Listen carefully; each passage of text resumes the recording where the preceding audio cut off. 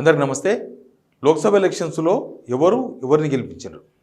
ఎందుకంటే ఈ మధ్య ఈ రిజల్ట్ వచ్చిన తర్వాత బీజేపీని గెలిపించింది బీఆర్ఎస్ఏ అని, లేదు బీజేపీని గెలిపించింది కాంగ్రెసే అని, ఇట్లా రకరకాల ఆరోపణలు వినిపిస్తున్నాయి. బీఆర్ఎస్ నుంచి కొన్ని నియోజకవర్గాల్లో వాళ్ళ ఓట్లు డైవర్ట్ అయింది నిజం. అది ఎవరు చెప్పినా చెప్పకపోయినా కింది స్థాయి క్యాడర్ అంతా కాంగ్రెస్ ఓటమి లక్ష్యంగా కాంగ్రెస్ అభ్యర్థిని ఓడించాలని బీజేపీకి సపోర్ట్ చేసిండ్రు. సరే, కొన్ని కాన్స్టిట్యున్సీల్లో బీజేపీ గెలిచింది, అక్కడ కాంగ్రెస్ ఏం చేసింది? కాంగ్రెస్ సపోర్ట్ చేసిందా? ఒకసారి ఏ కాన్స్టిట్యున్సీలో ఏం జరిగింది, అక్కడ మెజారిటీ తగ్గడానికో పెరగడానికో కారణాలు ఏంది, ఈ ఇష్యూస్ మీద మనం మాట్లాడదాం. నేను చెప్పేది ఏంటంటే బీజేపీని గెలిపినికే రెండు పోటీ పడ్డాయి, బీఆర్ఎస్ కాంగ్రెస్. ఈ రెండు పార్టీలు పోటీ పడ్డట్టుగా మనకు చాలా క్లియర్గా కనిపించింది. ఎలక్షన్స్ ముందు నుంచి కాంగ్రెస్ కొన్ని కాన్స్టిట్యున్సీలో అభ్యర్థుల ఎంపిక విషయంలో మనం చూసినాం. తర్వాత పోలింగ్ రోజు బీఆర్ఎస్ ఏం చేసిందో కూడా చూసినాం మనం. ఇప్పుడు ఏం చేద్దామంటే, ఒకటి ఓట్ పర్సెంటేజ్ పెరిగింది కదా మాకు, లాస్ట్ టైం కన్నా ఈసారి ఓటింగ్ పర్సెంటేజ్ పెరిగింది అనేది నిన్న రేవంత్ రెడ్డి గారు సంతృప్తి వ్యక్తం చేశారు. నిజానికి ఆయన సిట్టింగ్ ప్లేస్ మల్కాజ్గిరి ఓడిపోయింది, ఆయన సొంత జిల్లా మామనార్ పార్లమెంట్ రెండు ఓడిపోయినాయి. అక్కడ ఆ రెండు రేవంత్కు మైనస్ అయిపోయినాయి. అయితే ఇప్పుడు ముస్లిం ఓట్ బ్యాంక్ అంతా కూడా కాంగ్రెస్కు వన్ సైడ్ ప్లస్ అయింది. ఎందుకంటే బీజేపీ ముస్లిం ఓట్ను వదిలేసుకున్నది, రిజర్వేషన్ ఎత్తేస్తామని చెప్పేసిన వాళ్ళు ఓపెన్గా ఎత్తేసిన తర్వాత బీజేపీ టార్గెట్గా ముస్లిం ఓట్లు మొత్తం కాంగ్రెస్కు పడ్డాయి. ఎవరు వేయించిండ్రు? కాంగ్రెస్కు ముస్లిం ఓట్లు వన్ సైడ్ పడ్డాయి. ఎట్లా వేయించిండ్రు? ఎవరు వేయించిండ్రు? బీఆర్ఎస్ దగ్గరుండి వేయించిందా? బీజేపీ వేయించిందా? బీజేపీ వేయించింది. బీజేపీ ఎప్పుడైతే మాకు ముస్లిం ఓట్లు వద్దనుకునే వాళ్ళు రిజర్వేషన్ రద్దు చేస్తామన్నారో, డైరెక్ట్గా ముస్లిం ఓట్లు 100కు 100% ఎక్కడో కొన్ని ఓట్లు తప్ప 99.9% ఓట్లు మొత్తం కూడా కాంగ్రెస్కు డైవర్ట్ అయినాయి కదా. అక్కడ బీజేపీ కాంగ్రెస్కు సపోర్ట్ చేసింది అనుకోవచ్చా మనం? అట్లే కొన్ని అంశాలు చూద్దాం. ఇక్కడ మల్కాజ్గిరి చూద్దాం. ఫస్ట్ కాంగ్రెస్, ఇది కాంగ్రెస్ బీజేపీకి ఎట్లా హెల్ప్ చేసింది, సేమ్ బీఆర్ఎస్ ఎట్లా సహాయపడ్డది, రెండు చూద్దాం. కాంగ్రెస్ మల్కాజ్గిరిలో ఏం జరిగింది? మల్కాజ్గిరిలో గెలిచే అభ్యర్థులు లేరన్నట్టు, కాంగ్రెస్లో ఎవరు లేరన్నట్టుగా ఆ అభ్యర్థిని తీసుకొచ్చుకొని ఎవరిని మహేందర్ రెడ్డి బిడ్డ భార్య సునీతారెడ్డిని తీసుకొచ్చి టికెట్ ఇచ్చిండ్రు. అసలు వాళ్ళకి ఏం సంబంధం మల్కాజ్గిరితో? లోకల్ క్యాడర్ సపోర్ట్ చేసిందా వాళ్ళకు? లోకల్ క్యాడర్, లోకల్ లీడర్లు సపోర్ట్ చేయమని చెప్పిండ్రా రేవంత్ రెడ్డి గారు?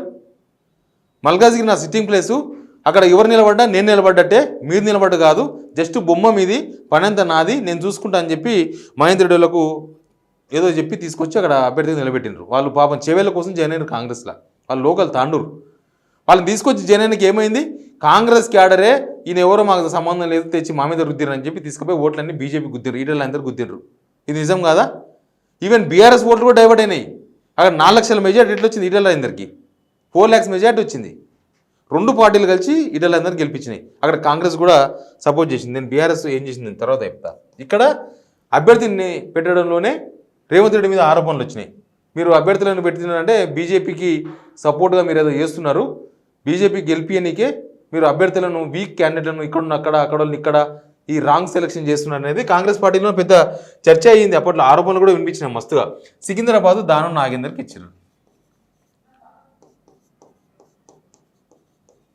దానం నాగేందర్కి ఎందుకు ఇచ్చిండ్రు? దానం నాగేందర్ అడిగిండా? అడగలేదు.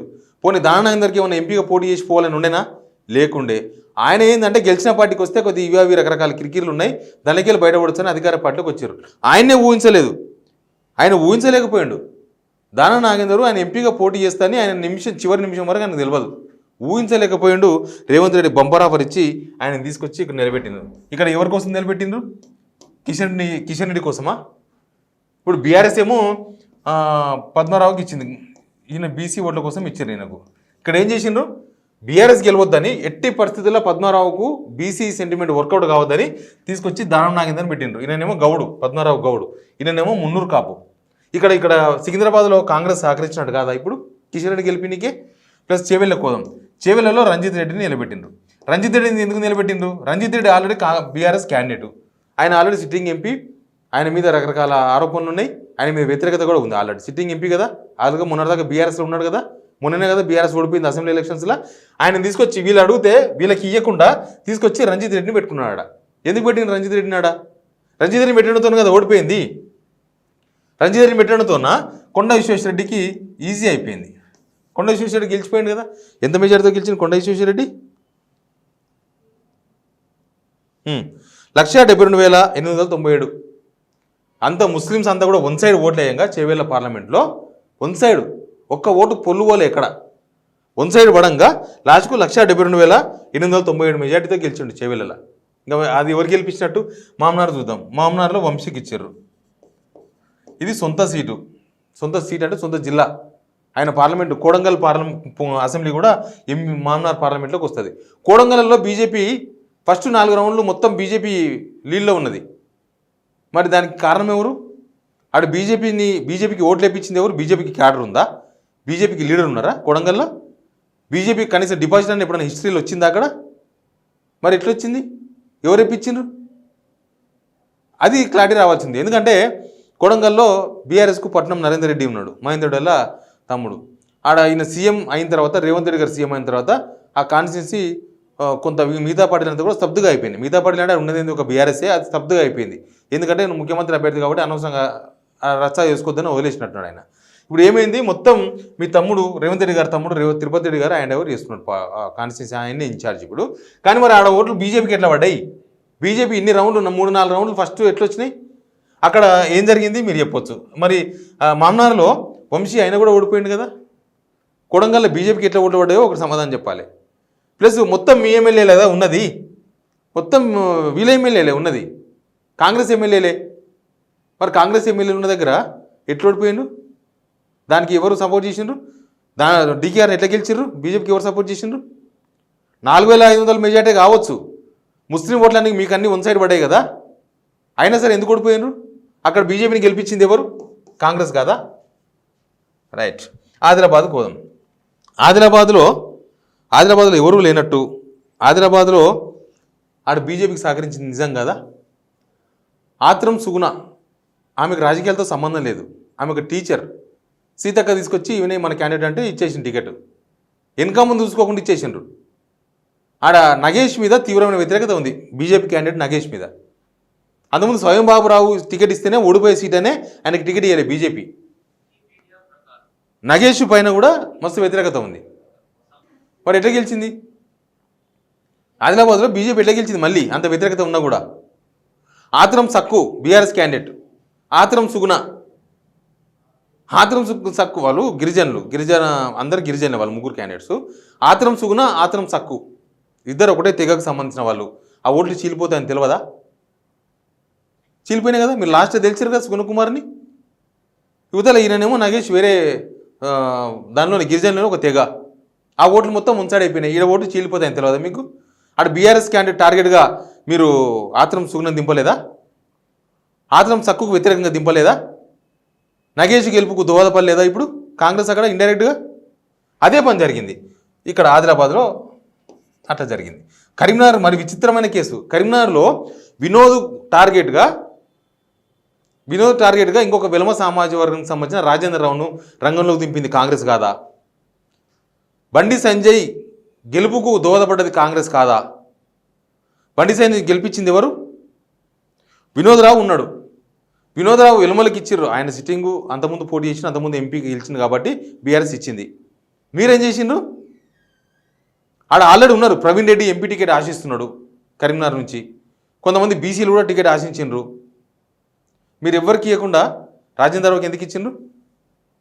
వెలుమ ఓట్లు చీల్చారని కదా, బీఆర్ఎస్ టార్గెట్ కదా.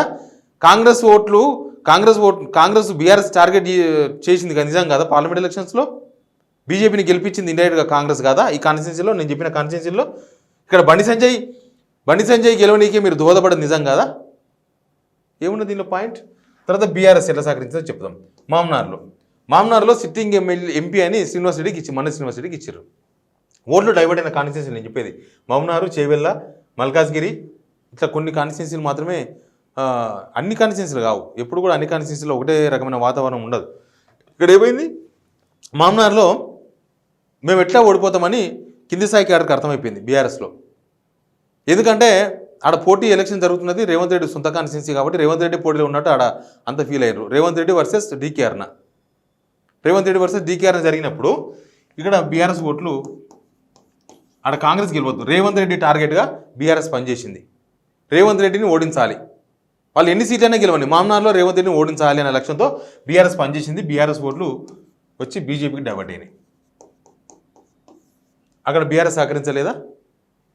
ప్లస్ చేవెళ్ళలో ఏమైంది? చేవెళ్ళలో రంజిత్ రెడ్డి పార్టీ మారిండు, రంజిత్ రెడ్డి మోసం చేసిపోయిండు బీఆర్ఎస్ అని చెప్పి క్యాడర్ మొత్తం డైవర్ట్ అయిపోయింది. ఎక్కడ డైవర్ట్ అయింది? బీజేపీ. ఎట్టి పరిస్థితుల్లో కాంగ్రెస్ గెలవద్దు, రంజిత్ రెడ్డి ఓడిపోవాలి టార్గెట్గా ఆడ కొండ విశ్వేశ్వరరెడ్డికి అన్ని ఓట్లు వచ్చినాయి. ప్లస్ మల్కాజ్గిరిలో రాగి లక్ష్మారెడ్డి బీఆర్ఎస్కి ఇచ్చింది. రాగి లక్ష్మారెడ్డికి ఇచ్చిర్రు అని అంటేనే ఆడ ఓట్లు డైవర్ట్ అయిందని లేక. రాగి లక్ష్మారెడ్డి బీఆర్ఎస్కు కొత్త, ఆయన బీఆర్ఎస్ క్యాడర్తో పెద్ద రిలేషన్స్ ఏం లేవు. పోనీ ఎమ్మెల్యేలు ఉన్నారు, సిటీలో అందరు ఎమ్మెల్యేలు ఉన్నారు బీఆర్ఎస్కు, అక్కడ కూడా అందరు ఎమ్మెల్యేలు ఉన్నారు, వాళ్ళంతా కొంత పనిచేసిండ్రు. కానీ కింది స్థాయి క్యాడర్తో టచ్ లేడు కదా ఈయన. వీళ్ళు ఆల్రెడీ మల్కాజ్గిరిలో ఇటాలైన గెలిపినికి ఆల్రెడీ వీళ్ళని తీసుకొచ్చి దింపారు, పట్నం వాళ్ళని తీసుకొచ్చి దింపారు. వీళ్ళు ఏం చేసినారు? రాగి లక్ష్మారెడ్డి అని తీసుకొచ్చి పెట్టినారు. ఇక్కడ ఓట్లు డైవర్ట్ అయినాయి, మల్కాజ్గిరిలో కూడా చాలా ఓట్లు డైవర్ట్ అయినాయి. అందుకే 4 లక్షల మెజార్టీ వచ్చింది ఆయనకి. ఇప్పుడు చూడండి, ఇంకా ఎన్ని కాన్స్టిట్యున్సీలలో కాంగ్రెస్ బీజేపీకి సపోర్ట్ చేసింది, ఎన్ని కాన్స్టిట్యున్సీలో బీఆర్ఎస్ సపోర్ట్ చేసింది బీజేపీ గెలవడానికి. మరి దీనికి బాధ్యులు ఎవరు? ఇంకా ఇవన్నీ పెట్టుకొని, ఈ 2 పార్టీల పెట్టుకొని బీఆర్ఎస్ ఓట్లు డైవర్ట్ అయినాయి, బీఆర్ఎస్ మొత్తం అవయవదానం చేసింది, ప్రాణదానం చేసిందని రేవంత్ రెడ్డి గారు మాట్లాడతారు. వీళ్ళంటారు మళ్ళీ ఇవన్నీ వీళ్ళందరినీ గెలిపించింది ఎవరు? వీళ్ళు మాట్లాడతారు. దీనిలో నిజం ఉంది. బీజేపీని గెలిపించింది 2 పార్టీలు, బీఆర్ఎస్ అండ్ కాంగ్రెస్. బీఆర్ఎస్ అంటే ప్రతిపక్షంలో ఉంది, వాళ్ళకి గెలుపు అవకాశాలు చాలా తక్కువగానే ఉండొచ్చు. వాళ్ళు ఇది నేషనల్ పర్స్పెక్టివ్ ఎలక్షన్ అనుకున్నారు, లాస్ట్ మినిట్లో కింది స్థాయి క్యాడరు కింద ఈ పార్టీ మారిన మీద కసి మీద డైవర్ట్ అయిందని అనుకుందాం.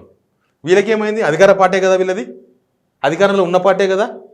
రేవంత్ రెడ్డి గారు సిట్టింగ్ సీటు, రేవంత్ రెడ్డి గారు సొంత జిల్లా సీటు, ఇవన్నీ బీజేపీ గెలిచేందుకు ఎవరు సహకరించారు? ఎట్లా సహకరించారు? ఇదంతా జరగలేదా? పాలిటిక్స్లో నేను చాలా ప్రెస్ మీట్లు, 1000 ప్రెస్ మీట్లు అటెండ్ అయ్యింట, 1000 ప్రసంగాలు వినింట కదా. వీళ్ళు చెప్పింది వీళ్ళదే కరెక్ట్ అనిపిస్తుంటుంది, కొద్దిసేపు అయినా ఆయన చెప్పేది ఆయనదే కరెక్ట్ అనిపిస్తుంటుంది. కానీ జడ్జిమెంట్ చేసుకునేది జనం. ఆ జడ్జిమెంట్ చేసుకోవాలి. ఆ జడ్జిమెంట్ చేసుకుంటే అసలు ఎవరు తెలియనికి ఏం జరిగింది అనేది అర్థమవుతుంది. Please subscribe signal TV.